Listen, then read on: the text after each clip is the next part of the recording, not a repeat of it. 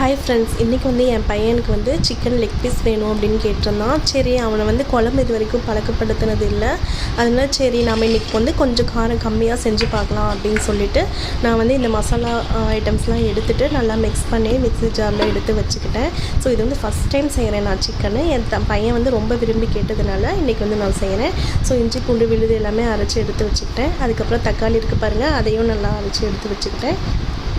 அதுக்கப்புறம் வந்து வறுத்து வச்சுருக்கோம் பாருங்கள் மசாலா, அது எல்லாத்தையும் மிக்ஸி ஜாரில் போட்டுட்டு தண்ணி விட்டு நல்லா வந்து மிக்ஸியில் அரைச்சி எடுத்துக்கணும். அதுக்கப்புறம் ஒரு பாத்திரத்தில் வந்து எண்ணெய் விட்டுட்டு அந்த எண்ணெய் காஞ்சதுக்கப்புறமா அந்த பிரிஞ்சி இலை, பட்டை, கிராம்பு, கருவேப்பிலை அது எல்லாத்தையும் நல்லா போட்டு வதக்கி விட்டுட்டு இந்த சின்ன வெங்காயம் அது எல்லாத்தையும் நல்லா ப்ரௌனிஷ் ஆகிற வரைக்கும் கொஞ்சம் நல்லா வதக்கி விட்டுருங்க.